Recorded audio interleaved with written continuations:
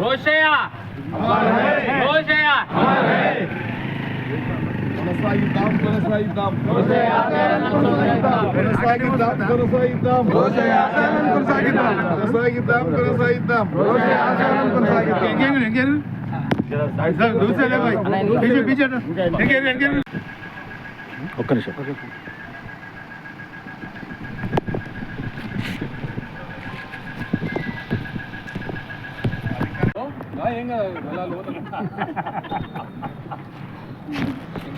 వర్ధంతి సందర్భంగా ఇచ్చేసిన సోదరులకు మరియు ఎమ్మెల్యే గారికి శంకరన్న గారికి ధన్యవాదాలు తెలుపుతున్నాను.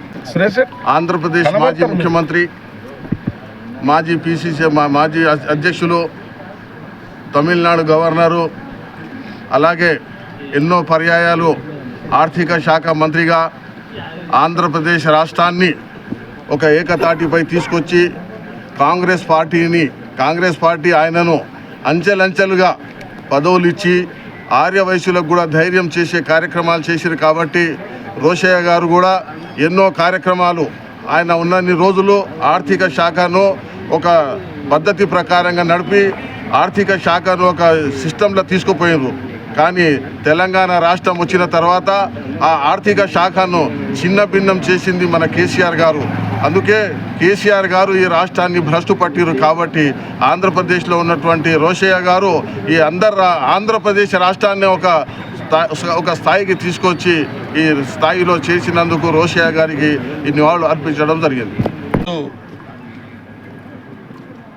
ఈ యొక్క ముఖ్య సమావేశ ఉద్దేశం రాష్ట్ర వ్యాప్తంగా ఒక ఉన్నతమైన వ్యక్తి, ఆ యొక్క స్వర్గీయ రాష్ట్ర ముఖ్యమంత్రి కొనిడేటి రోషయ్య గారి యొక్క వర్ధంతి పురస్కరించుకొని షాద్నగర్లో ఈ యొక్క ఆర్యవైశ్య మహాసభ ఆధ్వర్యంలో నిజమైన నివాళులు అర్పించడం జరిగింది. ఈ కార్యక్రమం రాష్ట్ర వ్యాప్తంగా అధికారికంగా జరపబడతా ఉంది. కాబట్టి ముఖ్యంగా కొనిడేటి రోషయ్య గారు ఒక నీతికి నిజాయితీకి నిలువెత్తు అర్థమైన, అంటే తెలంగాణ రాష్ట్రంలోనే కాకుండా ఉమ్మడి ఆంధ్రప్రదేశ్లో ఒక ఆర్థిక వ్యవస్థకు ఆర్థిక మంత్రిగా అందరి ప్రభుత్వాలలో, చెన్నారెడ్డి ప్రభుత్వం అనుకోండి, వెంగళరావు ప్రభుత్వం అనుకోండి, వైఎస్ రాజశేఖర రెడ్డి ప్రభుత్వం అనుకోండి, అన్ని ప్రభుత్వాలలో కూడా కొనిజేటి రోషయ్య గారు ఆర్థిక శాఖను నిర్వహించి అందరి మెప్పులు పొంది ఇవాళ ఓవర్ డ్రాఫ్ట్ లేని, అంటే ఆయన పరిపాలన, ఆయన ఆర్థిక శాఖ మంత్రి ఉన్నప్పుడు ఈ ఉమ్మడి ఆంధ్రప్రదేశ్లో ఎప్పుడు ఓవర్ డ్రాఫ్ట్ రాలేదంటే ఆర్థిక శాఖను గాడిలో పెట్టి ముఖ్యమంత్రులు ఒక్కొక్కప్పుడు దారి తప్పించినప్పటికీ రోషయ్య గారు ఆర్థిక వ్యవస్థను గాడిలో పెట్టిన గొప్ప ఆర్థికవేత్త అనేది ఈ భారతదేశంలో ఒక గొప్ప కీర్తికరించిన ఆర్థిక మంత్రి.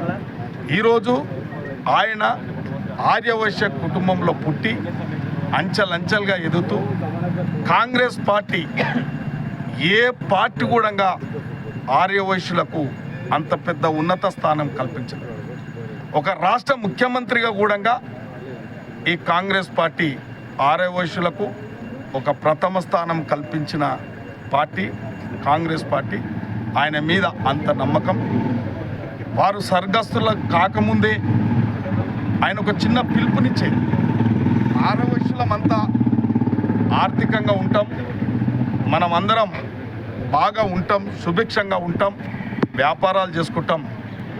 మన ఆర్యవైశ్యులు అవసరమైనప్పుడు పేదలకు అప్పుడప్పుడు దాన ధర్మాలు చేయాలని కూడా రోషయ్య గారు ఎంతోమందికి పిలుపునిచ్చిండు, ఎంతోమంది కూడా చెప్పిండు. కాబట్టి ఆ యొక్క ఉద్దేశంతో కూడా రోషయ్య గారు ఇచ్చిన పిలుపు మేరకు ఆర్యవైశ్య మహాసభ కూడా ఇక్కడికి వచ్చి ఎన్నో కార్యక్రమాలు చేపడతా ఉన్నారు.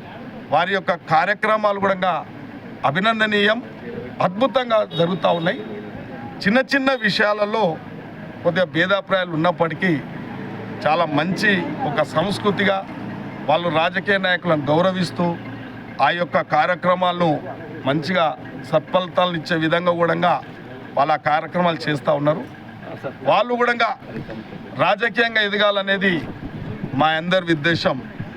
నేను ఆ రోజు చెప్పినా ఈరోజు చెప్తున్నా, ఎక్కడైనా అవకాశాలు ఉన్నప్పుడు ఆర్యవైశ్యులకు ఒక అవకాశం కల్పిస్తాం.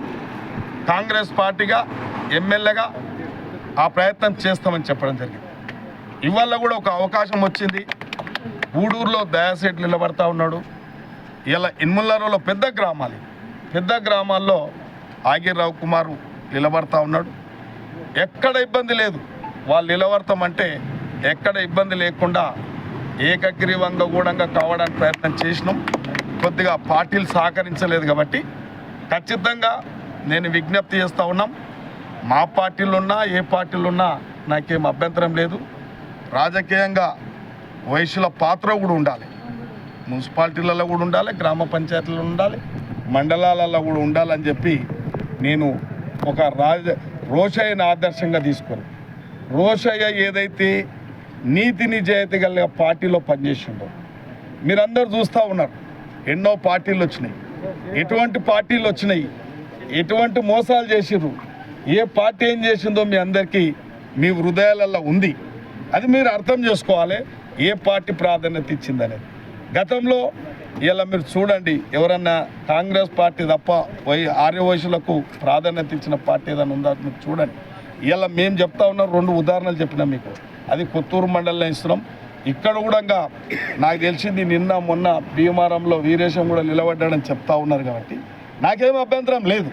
కానీ నాకు ఆర్యవైశ్యులకు రాజకీయంగా ప్రాధాన్యత ఇవ్వాలనే మా ఆలోచన కాబట్టి మీరు కూడా ఒక ఉదారత స్వభావంతో రోషయ్య అంత ఎత్తుకు ఎదగపోయినా రోషయ్య యొక్క సిద్ధాంతాలు, రోషయ్య యొక్క ఆశయాలను మనం అందరూ ముందుకు తీసుకోవాల్సిన బాధ్యత మన అందరి మీద ఉంది. కాబట్టి ఎంతనైనా ఇవాళ ఏదో అనువంత చేసిన ఆకాశం అంత ఎత్తుకు ఎదగకపోయినా అనువంత అయినా ఎదగాలి మనం. ఆయన ఆశయాలను ముందుకు తీసుకుపోయినప్పుడే మీరందరూ ఇంత పెద్ద ఎత్తున వచ్చి మరి రోషయ్యకు నివాళులు అర్పించడం అంటే రోషయ్య యొక్క సిద్ధాంతాన్ని, రోషయ్య యొక్క ఆశయాలను మీరు ముందుకు తీసుకపోతే నిజమైన నివాళులు అర్పించినట్లు తప్ప ఇలా మనము ఏదో ప్రపంచం చూడడానికి ఏదో దండలేసిపోతే కాదు. మనం దాన్ని ఆచరణకు తీసుకురావాలి. ఆయన ఆశయాలను ముందుకు తీసుకుపోవాలి. ఎంతో కొంత మనం ప్రజలకు ఉపయోగపడాలి, ఎంతో కొంత దాన ధర్మాలు చేయాలని చెప్పి మా ఆర్యవైశ్య సేట్లను, వ్యాపారస్తులను, మేము చిన్న చిన్న రాజకీయ నాయకులం మీ ముంగల కుప్పగంతులు వేయలేము. కానీ ఈ యొక్క సలహా ఏంటంటే మేము ఆశిస్తున్నాం, మేము కూడా గరీబ్ లీడర్లం. నేను ఎమ్మెల్యేనైనా చాలా గరీబ్ లీడర్ని. అంటే మీ ద్వారా మేము ఆశిస్తుంటాం, అంటే సేవ, సమాజ సేవ గురించి ఆశిస్తుంటాం. కాబట్టి మీరు అప్పుడప్పుడు ఏదన్నా అవసరం ఉన్నప్పుడు మీరు సహకరిస్తే చాలు. మేము ఆశించేది మీ ద్వారా అదే. కాబట్టి మీ అందరికీ ధన్యవాదాలు, శుభాకాంక్షలు తెలియజేస్తాం.